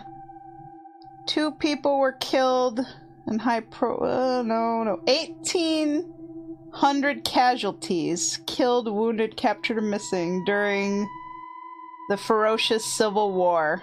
July 2nd, 1863. So, that's a lot of people dead. Yeah. So, there's a lot of dead people. Just in this area. So now, that squiggly bob is nuts. Now, okay guys, I saved you the best for last. This is the best, okay? I posted this photo in my Discord server. I posted it on Facebook. I posted it on my Twitter. Nobody really seemed to give a hoot. But I can't express enough how freaking cool this is. Okay, so again, I was up on top of the rocks. I was taking a bunch of photos of the surrounding area. So right here you see the landscape. Isn't it cool? There's a parking lot. And there were people like walking around. Like over here, there's people that were walking around, you know, touring. And I'm gonna tell you that that day that my friend and I were there were no reenactors. There was nobody dressed up in Civil War period clothing. No soldier uniforms, no Union, no Confederate. Everybody was dressed in normal, everyday, modern civilian clothing, okay? Now let's zoom in over here. This looks a little crazy, but this is a lady right here, and she's wearing like a pink outfit. I know this is really low quality because look at how far out this is zoomed. I took this on my Android cell phone, the cell phone I still have. It's like a Samsung Galaxy A51. It's not like top of the line, it's just a middle of the road phone. It's old. But this lady is all the way over here. All the way over here. And she is by herself. By herself. Okay? There's nobody with her. Now, let's look at the next photo. Okay. Now this is a little further over. I turned my camera towards the left. Okay. So now remember this thing over here? Whoops, sorry. This hilly, whatever this was, monument, fort, I don't know what this thing was. With the stones everywhere. Okay, so now you know I'm turning my camera to the left. I'm basically taking like a panoramic photo of the area. Okay, this is that same hilly thing. It's some kind of a building, okay? Now, let's look down here. What do we got down here? It's the lady in pink. And what in the hell is that standing right in front of her? Huh? Does that not look like a soldier from the Civil War? Maybe Union, I think? That looks to me like a Union soldier, don't you think? Look, he's got like a canteen on his hip. It looks like he's holding a musket rifle. He's got a hat. He's wearing the uniform. He looks a little, maybe a little misty, a little ethereal. The lady looks like she's, you know, talking on her cell phone or something. It doesn't even look like she knows this guy is here. Maybe she doesn't even see him. But these photos were taken one after the other, like consecutively. Okay? And look at how far down at the bottom they are. Like, I was literally just taking pictures of the landscape. Alright? Also, this is kind of weird. Hang on, there's something. It looks really smoky right here. I never noticed this before. Holy shit, this could be something else too. I never noticed this in my photo. Oh my god, maybe this was a couple of people, like soldiers, manifesting right here. Look at this, it's smoky. I never noticed this before. Oh my god. It could be nothing. It could be nothing, but this is so weird how smoky this is. But anyway, this right here, I believe, is a full body apparition of a Union soldier captured in my photograph at Devil's Den, checking out this lady in pink here who probably did not see him at all.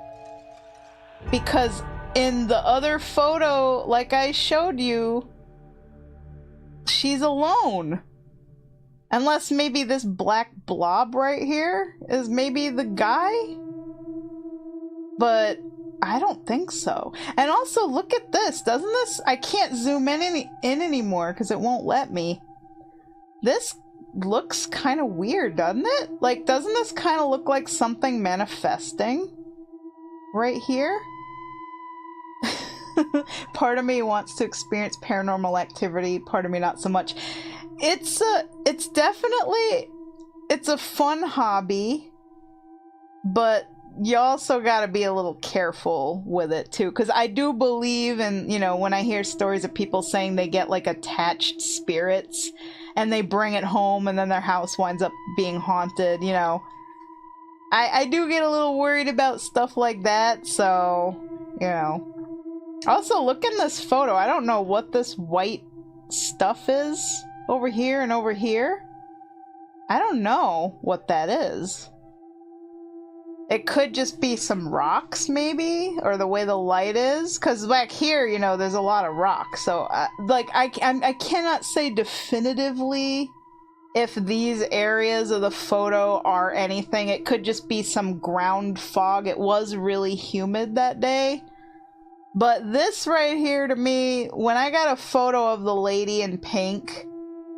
and then I have another photo of the lady in pink a little bit closer, and I see like literally a soldier when nobody else that day was wearing period clothing. I definitely feel like this photo is real. Like, I really do think I captured a photo of a ghost of a Civil War soldier. Let's see. Slayer says, you know, when I was a kid, I put a blanket over my head and saw a white figure of an old man, and I used to have a creepy face that used to peek around corners at me when I was like 7 whenever I was alone. Also heard a voice the other night when no one else was in the house. Oh, that's really freaky, dude. Oh my god. You know what? You guys remember my my curtain rod episode? So for any of you who haven't seen it, after I debuted, one of the very first streams that I did was about my haunted curtain rod story. I actually just recently got some new context to that. So I knew the girl who used to live in this apartment that I'm in now. Her name is Stephanie.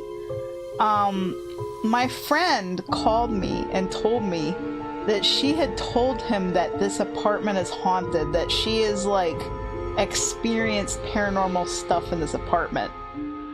So I'm like, oh man. I mean, I've never seen anything, but let me tell you, when the curtain rod came down and hit my head and disappeared out of the curtain, I've never forgotten it. I'm like, that is freaking weird. There's a portal in that closet.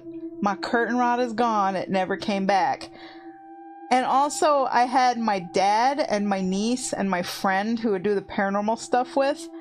We decided one day to do a paranormal investigation of the closet. And I put the light up cat balls like right next to the closet on the shelf. And they were lighting up like freaking Christmas rave party. Like, you know those cat balls, the thing that sets them off is like when a cat paws at them and hits them, like they have to be moving to trigger the lights to go off because they glow red and blue lights. These were just sitting there on the shelf next to the closet. Nobody in the room was moving. Everybody was sitting down and we were just looking at the closet. We had the EMF detector. That thing was freaking lighting up. Okay, like the lights were going over to the yellow, from green to yellow to red. And the cat balls were like going off like a rave party. And they wouldn't stop going off. They just kept going off. So that to me says there's something really weird about my freaking closet. Not only did my curtain rod disappear, but that closet is haunted, guys. Oh man. Slayer says I have a ton of run-ins with some creepy shit. So yeah, guys. So that right there. I only have one other paranormal story.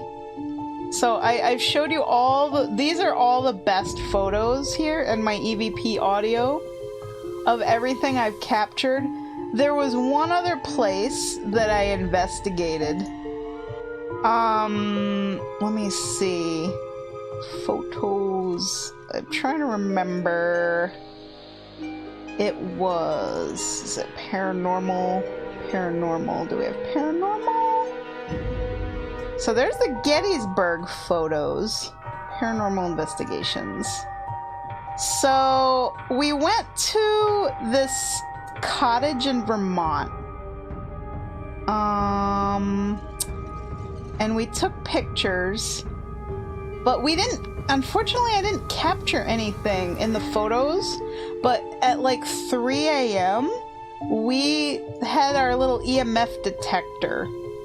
Let's see, it might be in 2019, ghost hunting. Okay, so this place was on TV, okay, so let me get the thing. So this, what was this place? Colonel Williams Inn. Okay, so we went to the Colonel Williams Inn in Vermont. I don't remember what part of Vermont it was in. But like this was on a ghost hunting TV show. So we went, the lady that owns the property let us go into the carriage house.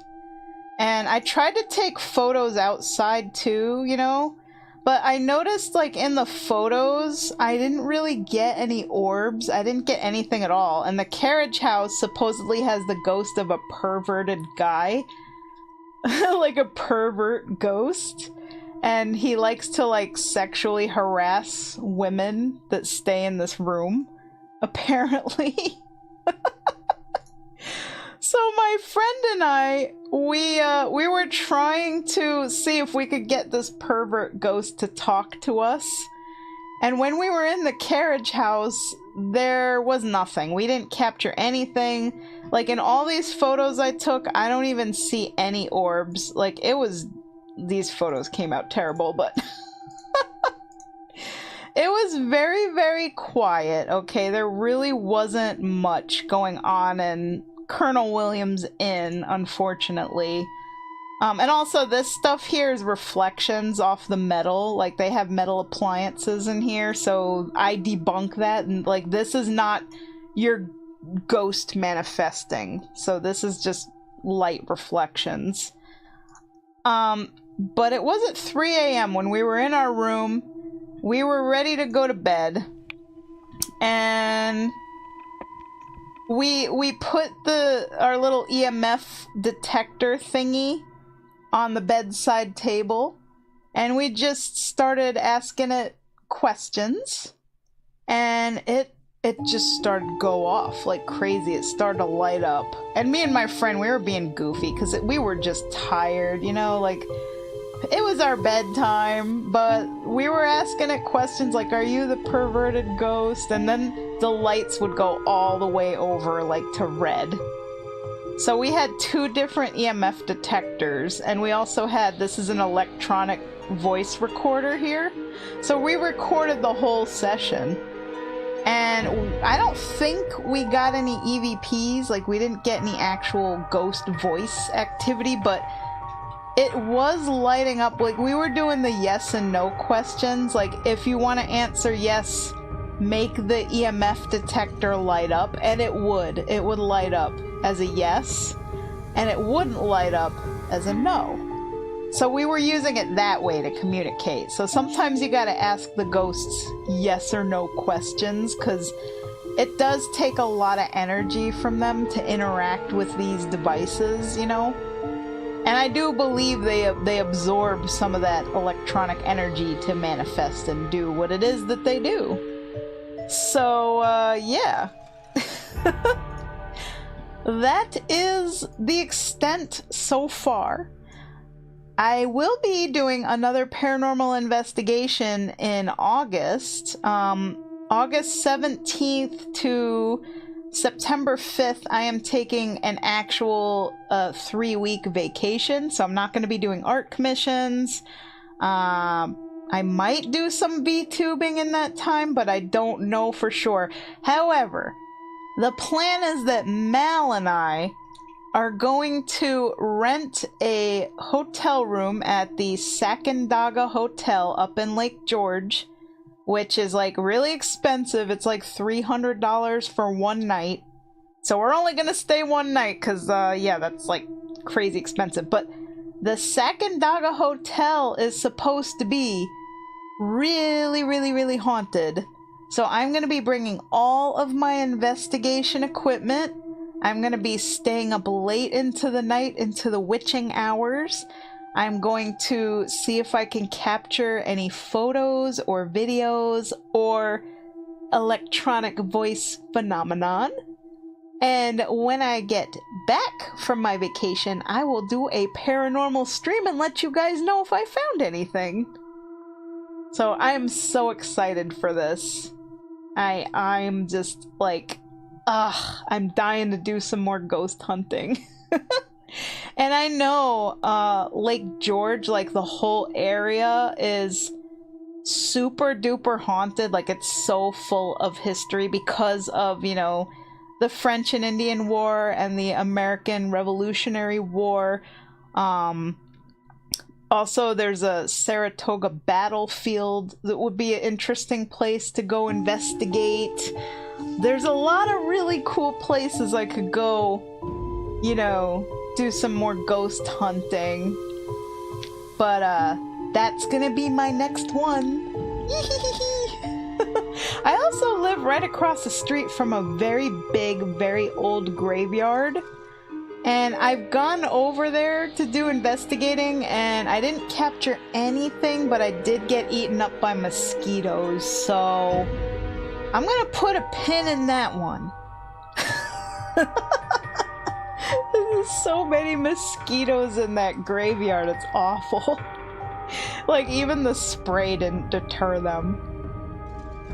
But yeah, that was my experience with the spooky and the paranormal. If any of you guys have any ghost stories that you ever want to share, that you want me to talk about on stream, you can join my Discord server. And I would be super duper stoked, of course, to share your spooky stories. Because I like doing the paranormal streams. I think they're so much fun. I love talking about things that go bump in the night. And something really cool that we could do is we could do like campfire, like ghost stories. They could just be made up, obviously. They don't gotta be true. But we could have some nights where we do some, you know, campfire stories that'll make you have a hard time going to sleep. I could tell you one that I made up when I was a kid, because when I lived in Staten Island, I had that creepy attic in the ceiling of my bedroom. It was like an attic door. So I always imagined what was up there because I could never like go up there to see what was in the attic. But in my mind, I made up a story about it. So I'm gonna tell you guys a scary story before I leave you all tonight. So here goes. The story, I will call it The Haunted Mirror. So there once was a girl who lived in a house. It had a creepy attic. One day, she decided to bravely venture up into the attic. So she lowered the attic door from the ceiling and pulled down the ladder. She climbed. Oh my god, I'm getting rated high. I'm telling a scary story, guys. I hope you guys are ready, because I'm gonna scare your pants off. I just started, so the girl decided to pull down the ladder to the creepy attic and climb up and see what was up there.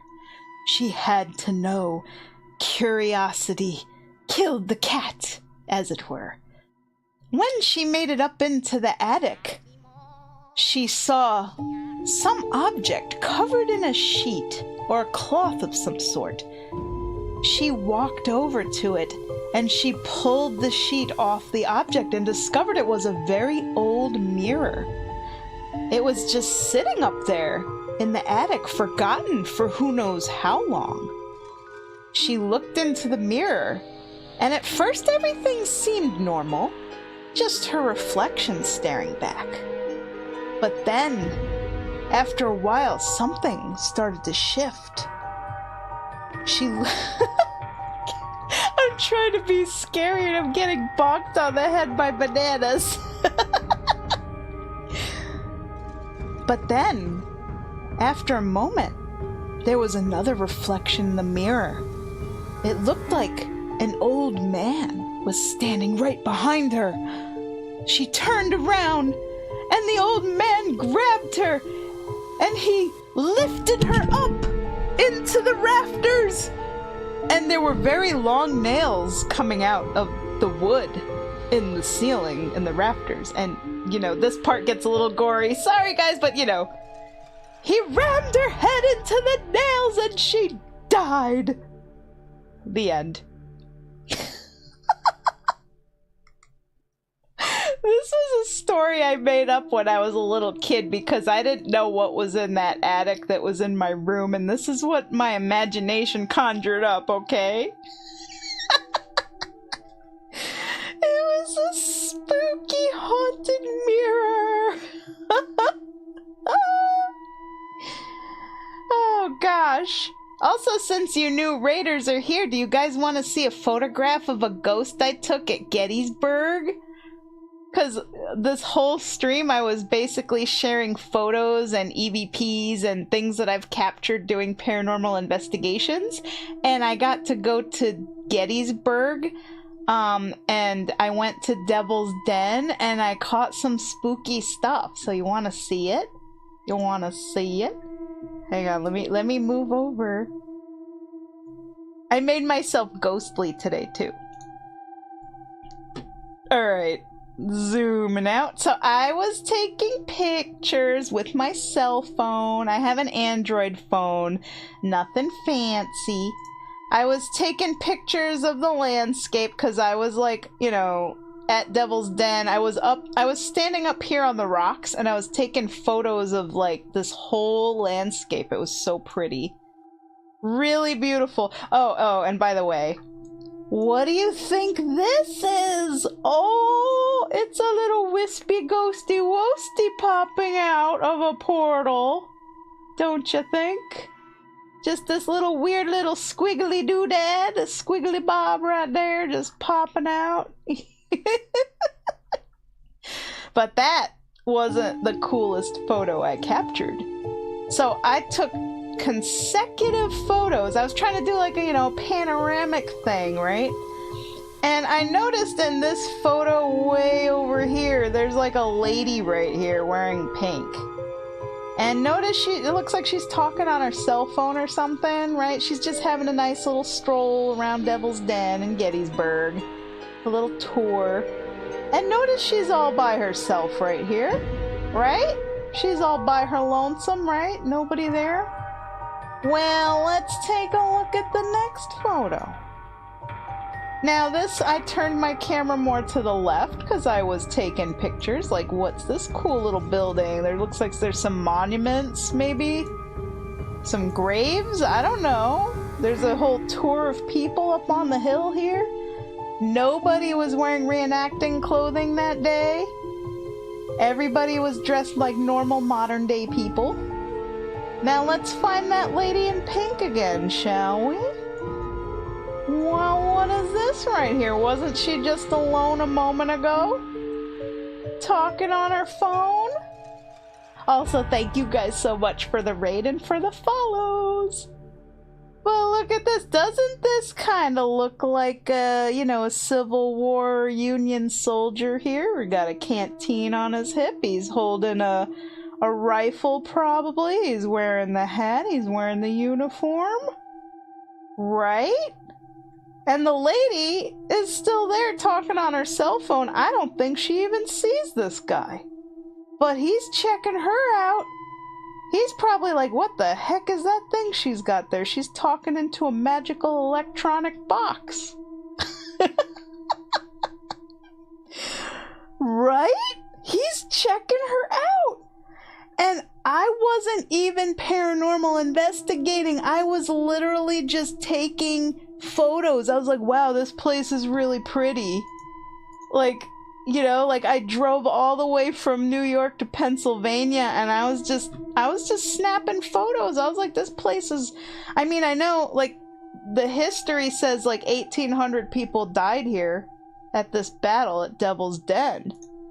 But look at how beautiful this was. This was like a nice summer day. Gorgeous place. So I was just taking pictures. I wasn't trying to capture a ghost. But there it is. A full body apparition of a freaking Union soldier from the Civil War. This poor guy, his spirit is just trapped there for all eternity, forever reliving that war. But yeah. So, I don't know, like, if you guys believe this. I mean, you could debunk it. You could say, hey, you know, maybe this woman was with a guy all along and maybe he was dressed up in period clothing, but I can just tell you that I took these photos one right after another because I was just taking pictures of the landscape, and I'm pretty sure this is the same lady and there's nobody else there. Right? So where did that guy come from? Was he, like, hiding? Was he bending down beneath the plants? I don't know. I mean, you could debunk it if you want, but I didn't see anybody there in any of the tour groups that was wearing period clothing from the Civil War. So, I don't know. I think I captured a ghost. So there you have it, my friends. Gettysburg is an amazingly haunted place. Fort William Henry in Lake George, New York is an amazingly haunted place. So, yeah. Fort William Henry. Very spooky. Super spooky. And also, Fonda, New York, the Mohawk Bed and Breakfast. An insanely haunted place. Again, look at this spooky, ghosty, wispy manifestation. Orbs everywhere. Knocking on the closet door where, like, if anybody's here, knock 3 times. It knocked. Yeah. So, this is all the paranormal stuff I have to show you guys. So, whether or not you are a staunch skeptic, or you're a believer, or maybe you're like me, you're somewhere in between where you want to try and explain things logically, you want to be able to debunk stuff, but also there are things that you just cannot explain in this world. You know? I will say, after all of these things that I have captured in my investigations, and also the haunted curtain rod, for all of those of you who are new, a couple years ago, a curtain rod that was hanging up in my closet fell and it hit me in the head and it disappeared. Like a 3-foot long curtain rod. It hit me, it never hit the floor. After it hit my head, it disappeared. I made an entire stream about it. There is a video on my YouTube channel. I highly recommend it. Matter of fact, I'm gonna link that video in the chat because I feel like you guys would really get a kick out of it. I feel like you would enjoy it. So I'm gonna link you my haunted curtain rod video. I put a lot of effort into my presentation for that, so here you go in the chat. Boop. Also, if you would be so kind, guys, I only have 48 subscribers on my YouTube channel, so I'm trying to grow it. It's very slow progress. But if you would like to support this little fawn, you could subscribe to my YouTube channel. And if you watch any of my videos, please hit the little like button. You could even leave a comment if you want. But yeah, so I've experienced some really weird, inexplicable things. I have captured photos. I have seen things with my own eyes. Oh, thank you, Slayer. I appreciate your support for subscribing to my YouTube. I definitely have so many more videos I have to post, but I really love doing the paranormal stuff. So I was so excited today to share with you guys my photos, my audio EVPs, and my personal stories. So yeah. Like I said, if you guys ever have any scary, spooky, or paranormal weird stories that you want to share and you want me to talk about them on the stream, I have a Discord server and you guys are welcome to join, and you can post your stories in there. If you do any sort of paranormal investigating and you even have like photos or evidence of stuff, you can, you know, you can share it in there. I would love to see it. Seriously. So there's a link. My little Streamlabs bot just posted the link to the Discord, so feel free to join. We're a very small server. I just debuted on 6/7 at 4:20, June 7th. So, you know, I'm really brand new. I'm just starting up, but I'm hoping to grow and get more people.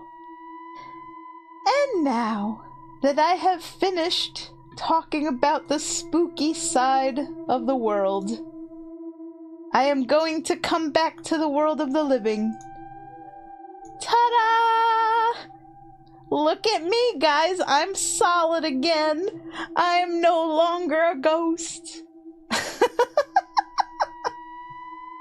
Thank you so much. So I will leave you lovelies with that. For any of you who came in a little late, if you want to rewatch the VOD will be on my YouTube and also on my Twitch channel, wherever you're watching from. So you can always rewatch my streams and get the full story. So all the ghost stories I told today, all the photos I showed, it'll all be there for you. And I had a blast. Thank you guys so much for watching. I wish you all a wonderful night. Ciao for now, Yam Fam. Bye.